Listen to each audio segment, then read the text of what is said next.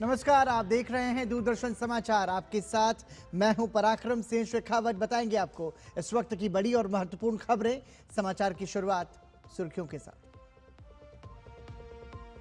बांग्लादेश की अपदस्थ प्रधानमंत्री शेख हसीना को मृत्युदंड, मानवता के विरुद्ध अपराधों के लिए ठहराया गया दोषी। फैसले पर भारत का बयान, शांति, लोकतंत्र और स्थिरता सहित बांग्लादेश के लोगों के सर्वोत्तम हितों की रक्षा के लिए प्रतिबद्ध।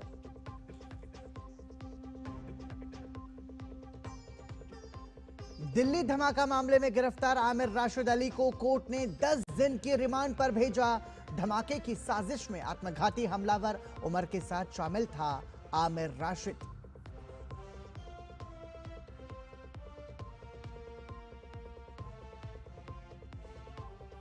दो पैन कार्ड मामले में आजम खान और उनके बेटे अब्दुल्ला आजम को पाया गया दोषी। आजम खान न्यायिक हिरासत में। रामपुर की एमपी एमएलए अदालत ने सुनाई 7 साल जेल की सजा।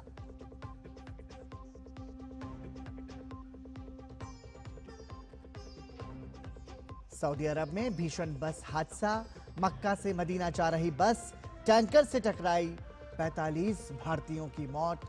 राष्ट्रपति द्रौपदी मुर्मू, उपराष्ट्रपति सीपी राधाकृष्णन और प्रधानमंत्री नरेंद्र मोदी ने हादसे पर जताया शोक।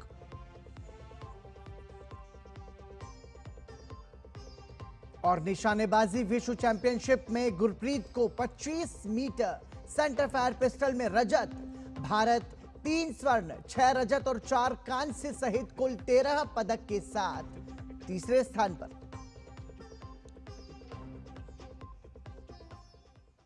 बांग्लादेश की अपदस्थ प्रधानमंत्री शेख हसीना को पिछले वर्ष जुलाई में उनकी सरकार के खिलाफ व्यापक विरोध प्रदर्शनों के दौरान किए गए मानवता के विरुद्ध अपराधों के लिए सोमवार को एक विशेष न्यायाधिकरण द्वारा उनकी अनुपस्थिति में मौत की सजा सुनाई गई।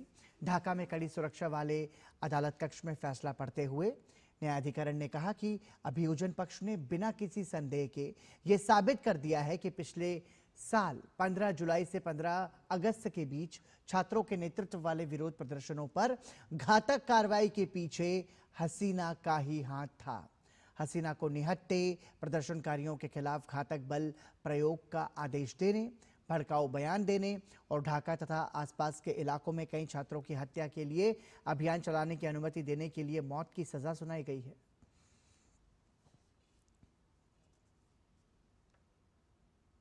बांग्लादेश की अपदस्थ प्रधानमंत्री शेख हसीना को मृत्युदंड की सजा मिली है, जिसके बाद शेख हसीना ने बयान जारी करते हुए कहा कि मैं मानवाधिकार के हनन के आरोप को खारिज करती हूं और ये फैसला पक्षपात और पूरी तरह से राजनीति से प्रेरित है। शेख हसीना ने अपने बयान में कहा है कि आईसीटी के पास इस फैसले का लोकतांत्रिक अधिकार नहीं है। उन्होंने कहा कि यह ट्रिब्यूनल एक ऐसी अंतरिम सरकार चला रही है जिसका कोई लोकतांत्रिक जनादेश नहीं है और जिसके निर्णय स्पष्ट रूप से राजनीतिक प्रेरणा से संचालित है। डॉक्टर यूनुस बदले की राजनीति कर रहे हैं। मृत्युदंड का फैसला अंतरिम सरकार के भीतर चरमपंथी हस्तियों के जानलेवा इरादे को उजागर करता है। शेख हसीना ने कहा कि मानवाधिकारों और विकास के मामले में अपनी सरकार के रिकॉर्ड पर गर्व।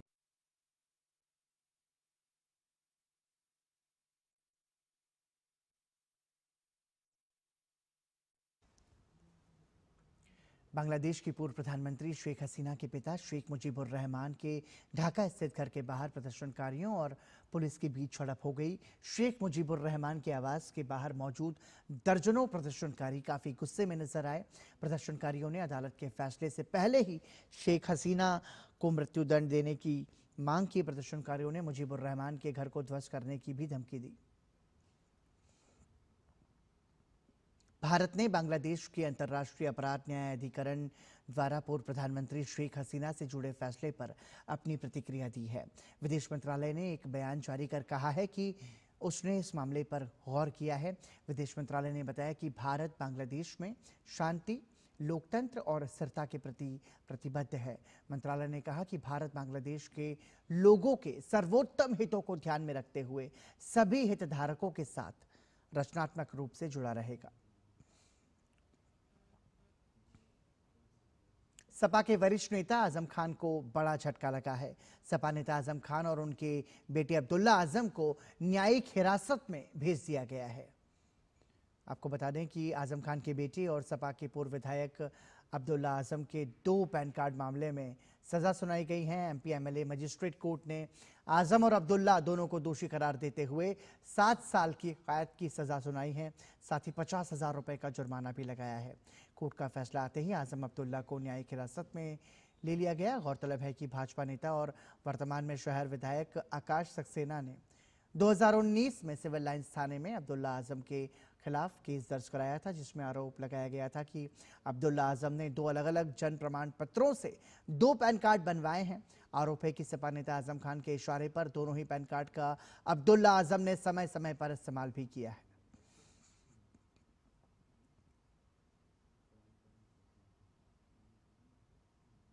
दिल्ली के लाल किला के पास कार में हुए धमाके के आरोपी आमिर राशिद अली को आज एनआईए ने पटियाला हाउस कोर्ट में पेश किया। राष्ट्रीय जांच एजेंसी को आमिर की 10 दिन की रिमांड मिल गई है। दिल्ली धमाके में इस्तेमाल हुई i20 कार का मालिक आरोपी आमिर राशिद अली था। एनआईए ने आरोपी आमिर राशिद अली को गिरफ्तार किया था।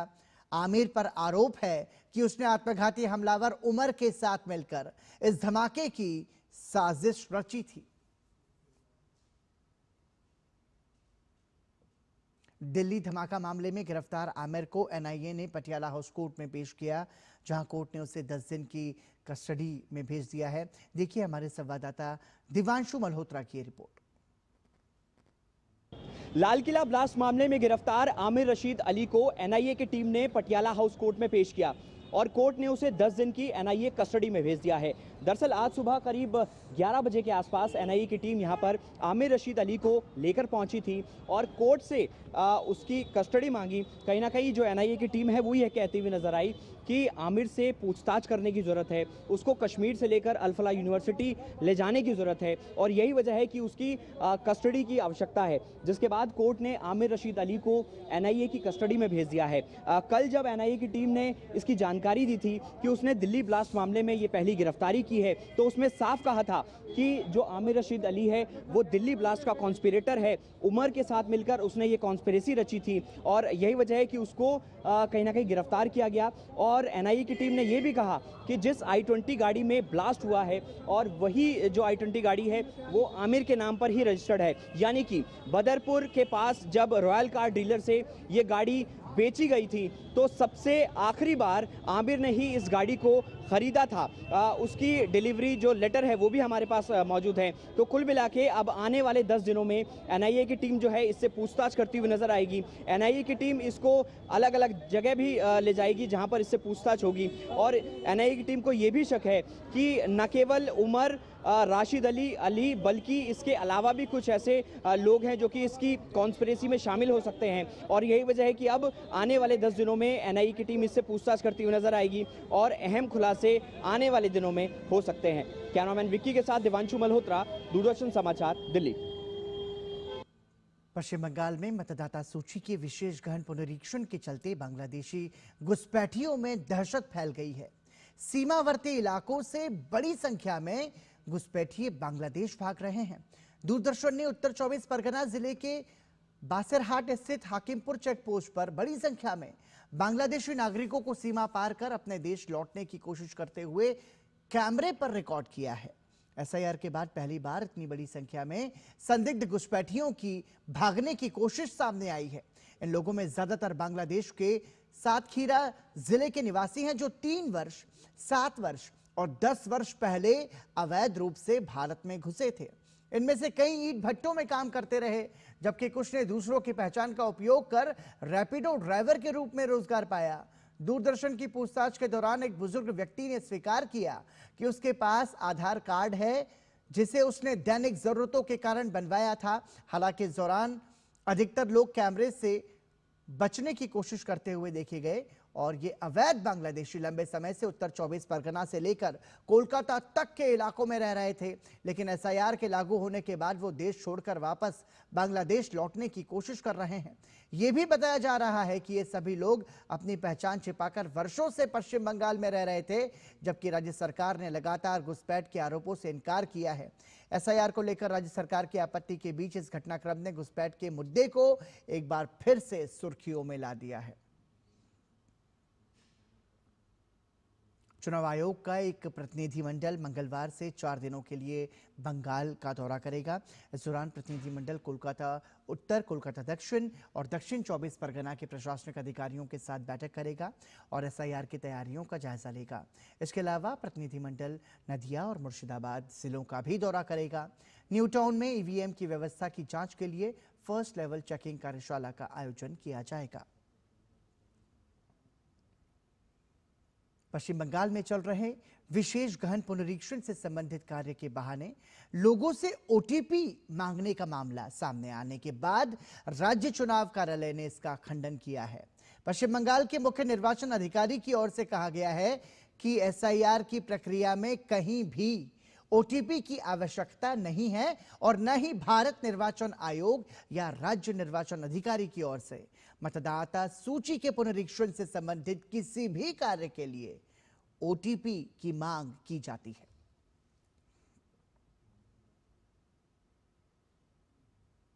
भारतीय निर्वाचन आयोग ने असम में मतदाता सूची के विशेष पुनरीक्षण की घोषणा की है। यह प्रक्रिया जनप्रतिनिधित्व अधिनियम 1950 की धारा 21 के तहत की जाएगी, जिसमें 1 जनवरी 2026 को योग्यता तिथि माना गया है। आयोग ने मुख्य निर्वाचन अधिकारी असम को विस्तृत कार्यक्रम भेज दिया है। प्री रिवीजन चरण में 18 से 21 नवंबर 2025 तक दस्तावेजों की छपाई और अधिकारियों का प्रशिक्षण किया जाएगा। इसके बाद 22 नवंबर से 20 दिसंबर 2025 तक बूथ लेवल अधिकारी घर घर जाकर सत्यापन करेंगे और मतदान केंद्रों का पुनर्गठन करेंगे और मतदाता सूची तथा ईपीआईसी में त्रुटियों को सुधारेंगे। इसी अवधि में मतदान केंद्रों की सूची का अंतिम रूप तैयार किया जाएगा और सेक्शन पार्ट पुनर्संरचना जैसे कार्य पूरे किए जाएंगे। रिवीजन चरण में 27 दिसंबर 2025 को एकीकृत ड्राफ्ट मतदाता सूची प्रकाशित की जाएगी। दावे और आपत्तियां 27 दिसंबर 2025 से 22 जनवरी 2026 तक ली जाएंगी, जबकि इस दौरान शनिवार और रविवार को विशेष अभियान दिवस आयोजित किए जाएंगे। सभी दावे और आपत्तियों का निपटारा 2 फरवरी 2026 तक पूरा किया जाएगा। आयोग की अनुमति और स्वास्थ्य मानकों की जांच के बाद पूरक सूची की छपाई 6 फरवरी 2026 तक कर दी जाएगी। मतदाता सूची का अंतिम प्रकाशन 10 फरवरी 2026 को निर्धारित है। निर्वाचन आयोग ने निर्देश दिया है कि पूरी प्रक्रिया के दौरान ये सुनिश्चित किया जाए कि कोई भी पात्र नागरिक सूची से बाहर न रह जाए और कोई अयोग्य नाम सूची में शामिल न हो।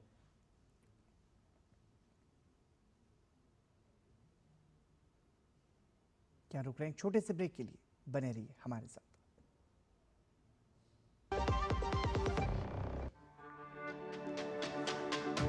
मेरी पसंद, मेरी पसंद, मेरी पसंद, मेरी पसंद, हमारी पसंद। हम सबकी पसंद। मजबूत देश का मजबूत सरिया हो गया स्टील। ब्रेक के बाद एक बार फिर आपका स्वागत। आप देख रहे हैं समाचार। उत्तर प्रदेश के संभल की शाही जामा मस्जिद के मुख्य गुंबद का निरीक्षण करने के लिए पहुंची भारतीय पुरातत्व विभाग की टीम को निरीक्षण करने से रोकने के मामले में कार्रवाई हुई है। मस्जिद की इंतजामिया कमेटी के 2 लोगों पर एफआईआर दर्ज की गई है। इन पर एएसआई के अधिकारियों को निरीक्षण करने से रोकने और सरकारी काम में बाधा डालने का आरोप है।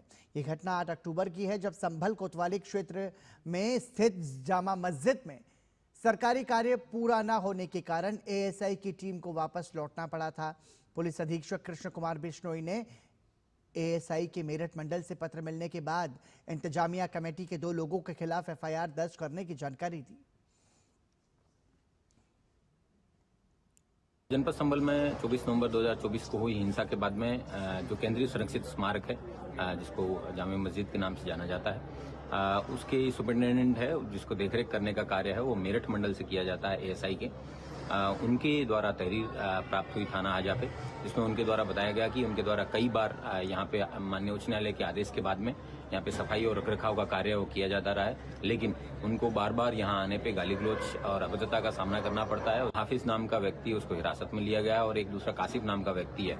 इन लोगों के द्वारा बार बार इनके साथ अभद्रता की जाती है, इसलिए इसमें अभियोग पंजीकृत किया गया है और अभियोग पंजीकृत कर विधिक कार्रवाई को सुनिश्चित की जा रही है। पश्चिम बंगाल में महिलाओं की बढ़ती शिकायतों के बीच राष्ट्रीय महिला आयोग ने कोलकाता में महाजन सुनवाई का आयोजन किया, जिसमें महिला आयोग की सदस्यों के साथ कोलकाता की पुलिसकर्मी भी शामिल हुए। यहां महिलाओं ने अपनी शिकायतों को महिला आयोग के सामने रखा।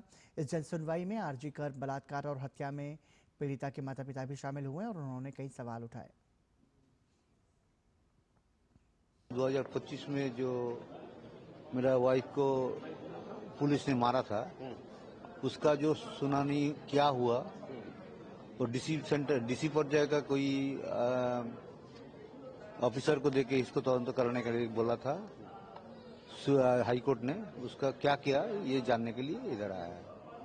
वो लोग तो अभी उसका बाद 10 तारीख 10 अगस्त 10 सितंबर ये जो 10 अगस्त इसको सुनाई हुआ था, उसका राय भी हमारा पास है।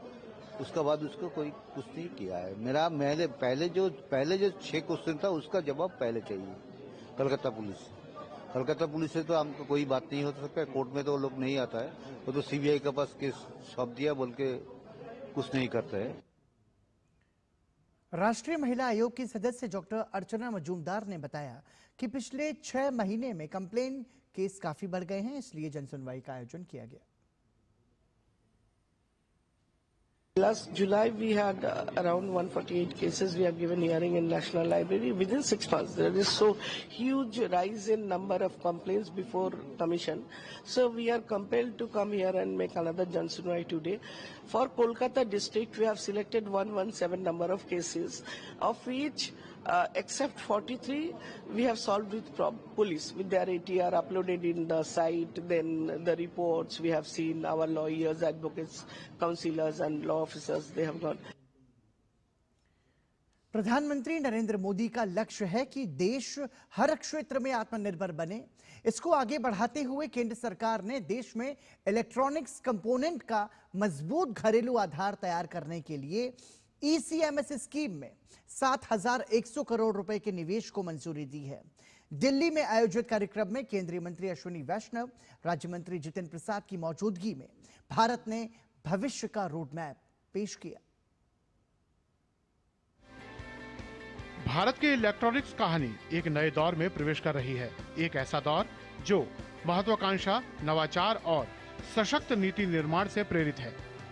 इलेक्ट्रॉनिक्स कंपोनेंट मैन्युफैक्चरिंग स्कीम यानी ECMS भारत की इस यात्रा को विजन से प्रतिबद्धता तक तेजी से ले जा रही है। दूसरे चरण में 7,100 करोड़ रुपए के निवेश को मंजूरी मिलने के साथ देश हाई वैल्यू कंपोनेंट मैन्युफैक्चरिंग जैसे SDI और multilayer PCB, camera module, copper clad, laminate और पैसिव कंपोनेंट में मजबूती से कदम रख रहा है। दिल्ली में आयोजित कार्यक्रम में केंद्रीय मंत्री अश्विनी वैष्णव, राज्य मंत्री जितेंद्र प्रसाद और मैती अधिकारियों की मौजूदगी में भारत ने भविष्य का रोड मैप पेश किया। We focused on certain specific components rather than spreading it thin. We focused on a set of components which are very critical for a long-term growth of the electronics manufacturing ecosystem. With that, the ECMS was conceived, approved by Honorable Prime Minister, and then finally it was rolled out very recently, and I am glad that the team is working so hard that practically every week new approvals are happening. ECMS अकेला नहीं है, ये भारत के बड़े electronics vision का अभिन्न हिस्सा है। Electronics manufacturing, PLI, India semiconductor mission, fabless design के लिए DLI स्कीम और रिसर्च इनोवेशन को बढ़ावा देने वाले RDI कार्यक्रम, ये सभी मिलकर एक पूरी वैल्यू चेन का निर्माण करते हैं। मटेरियल से कंपोनेंट तक, चिप से डिवाइसेस तक और डिजाइन से मैन्युफैक्चरिंग तक। My first ask is development team, second ask is quality, and third ask is, as far as possible, for everything that you use in your factory, in your plant, in your laboratory, get Swadeshi, get Atmanirbharta. Focus on developing Indian suppliers. Make sure that they also come up to quality levels. Make sure that you hold hands and get them up the value chain. that will define your success in the coming years. Bharat अब सिर्फ वैश्विक electronics क्रांति का हिस्सा नहीं बल्कि एक विश्वसनीय हब और उभरते हुए प्रोडक्ट नेशन के रूप में अपनी पहचान दर्ज करा रहा है। तापस भट्टाचार्य की रिपोर्ट, डीडी न्यूज। राजस्थान के महाजन फील्ड फायरिंग रेंज स्थित फॉरेन ट्रेनिंग नोड में भारत और यूके के बीच संयुक्त सैन्य अभ्यास अजय वॉरियर 25 का 8वां संस्करण शुरू हो गया है। 17 से 30 नवंबर तक चलने वाला ये 14 दिवसीय अभ्यास दोनों देशों के 240 सैनिकों की संयुक्त भागीदारी का साक्षी बनेगा। इस अभ्यास में भारत और ब्रिटेन दोनों पक्षों का समान प्रतिनिधित्व शामिल है। वहीं भारतीय सेना का प्रतिनिधित्व सिख रेजिमेंट के सैनिक कर रहे हैं। संयुक्त राष्ट्र जनादेश के अंतर्गत आयोजित यह अभ्यास शहरी क्षेत्रों में आतंकवाद रोधी अभियानों पर केंद्रित है। आगामी 2 सप्ताह के दौरान प्रशिक्षण में ब्रिगेड स्तर पर संयुक्त मिशन योजना, एकीकृत सामरिक अभ्यास, सिमुलेशन आधारित परिस्थितियां तथा वास्तविक आतंकवाद रोधी हालात को दर्शाने वाले कंपनी स्तरीय फील्ड प्रशिक्षण शामिल होंगे। इस अभ्यास का उद्देश्य सर्वोत्तम प्रथाओं का आदान प्रदान, सामरिक दक्षता को बढ़ाना तथा जटिल परिस्थितियों में समन्वित प्रतिक्रिया क्षमता विकसित करना है। 2011 से द्विवार्षिक रूप से आयोजित किया जा रहा अजय वॉरियर भारतीय सेना और ब्रिटिश सेना के बीच एक प्रमुख संयुक्त सैन्य सहभागिता के रूप में विकसित हुआ है। वर्ष 2025 का यह संस्करण प्रोफेशनलिज्म, सहयोग और क्षेत्रीय स्थिरता तथा वैश्विक शांति के प्रति साझा प्रतिबद्धता को और अधिक सुदृढ़ करता है।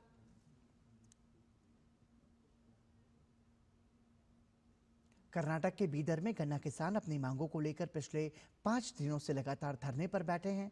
किसानों का यह प्रदर्शन कर्नाटक सरकार में मंत्री ईश्वर खंड्रे के दफ्तर के बाहर चल रहा है। उनकी मांग है कि गन्ने की कीमत कम से कम 3,200 रुपए प्रति टन तय की जाए। किसान मंत्री से मिलकर अपनी बात रखना चाहते हैं, लेकिन ईश्वर खंड्रे अब तक धरना स्थल पर नहीं पहुंचे हैं। इसी वजह से किसानों में नाराजगी बढ़ती जा रही है। राज्य किसान संघ और संयुक्त किसान मोर्चा के नेतृत्व में यह धरना जारी है और किसानों का साफ कहना है कि जब तक उनकी मांग नहीं मान ली जाती, आंदोलन आगे और तेज होगा। वहीं कर्नाटक की कलबुर्गी में गन्ना किसान फिर सड़कों पर उतर गए हैं। किसानों का आरोप है कि शुगर मिलों में 3,160 रुपए प्रति टन देने का वादा किया था, लेकिन अब 2,900 से 3,000 रुपए प्रति टन ही किसानों को दिए जा रहे हैं, जिससे किसान नाराज हैं और जिला प्रशासन और सरकार के खिलाफ फिर प्रदर्शन शुरू कर दिया है। किसानों का साफ कहना है कि शुगर मिलों को तय कीमत देना ही होगा।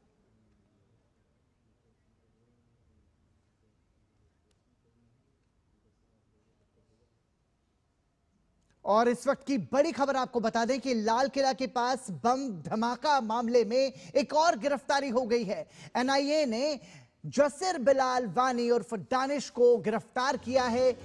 बम विस्फोट करने वाले आतंकवादी का सहयोगी था ये व्यक्ति। साथ ही एनआईए की एक टीम ने जम्मू कश्मीर के श्रीनगर से गिरफ्तार किया है। जसीर बिलाल वानी अनंतनाग जिले के काजीगुंड का निवासी है। और ज्यादा जानकारी के लिए हमारे सहयोगी नीरज सिंह हमारे साथ फोन लाइन पर जुड़ चुके हैं। नीरज, ये एक और बड़ा अपडेट लाल किला के दिल्ली धमाके मामले में ये बताया जा रहा है, जो दूसरा जसीर बिलाल वानी, इसने तकनीकी सहायता की थी। क्या ज्यादा जानकारी आपके पास है?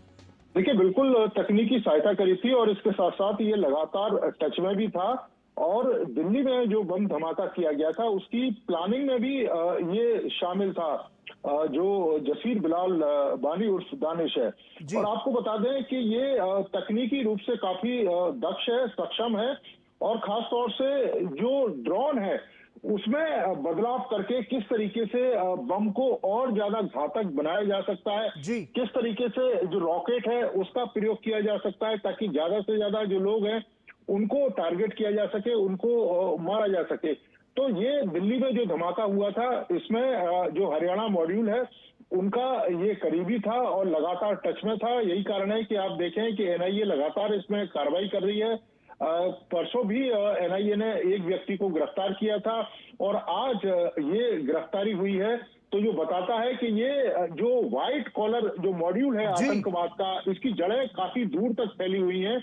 और आपको बता दें कि अभी भी कई सारे लोग ऐसे हैं, करीब 150 से ज्यादा जो डॉक्टर हैं वो रडार पे, खासतौर से जो कश्मीरी मूल के अलग अलग यूनिवर्सिटियों में पढ़ रहे हैं, चाहे हम लखनऊ की बात करें, हरियाणा की बात करें, दिल्ली के अलग अलग इलाकों की बात करें, और इसमें बड़े पैमाने पर एनआईए रेड भी कर रहा है। एनआईए का ये कहना है कि उनकी जो रेड है वो लगातार चल रही है। आज भी एनआईए ने कई सारी जगहों पर रेड करी है, तो हम कह सकते हैं कि ये मॉड्यूल की जो जड़ें हैं वो काफी दूर तक फैली हुई है। दूसरी जो डॉक्टर शाहीन है, उसके बारे में भी कई सारी जो जानकारियां हैं वो निकल कर आई हैं कि उसके कई सारे बैंक खाते थे और उनमें लाखों करोड़ों रुपए का जो लेन देन है वो हुआ था।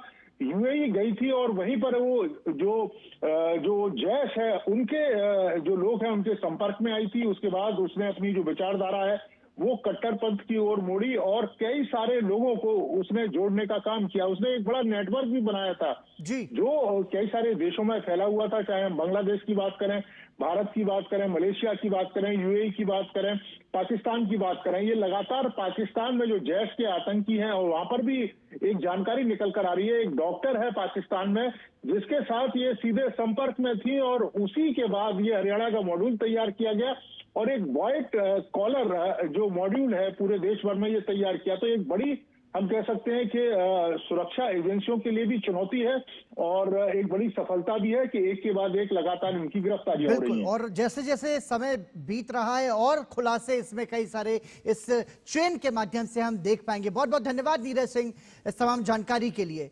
तो आप समझिए कि ये बड़ी खबर है और एक समय था जब पत्थर फेंकने वालों को भटका हुआ नौजवान करार दिया जाता था, लेकिन अब हम देख रहे हैं कि व्हाइट कॉलर जो इसमें जो खुलासे हो रहे हैं, पढ़े लिखे जो लोग हैं वो आतंकी गतिविधियों में शामिल हो रहे हैं और पकड़े भी जा रहे हैं। फिलहाल इसमें जांच और आगे बढ़ेगी और ज्यादा खुलासे हम सभी के सामने आएंगे। और इसी के साथ समाचार में अभी के लिए इतना ही, दीजिए अनुमति। नमस्कार।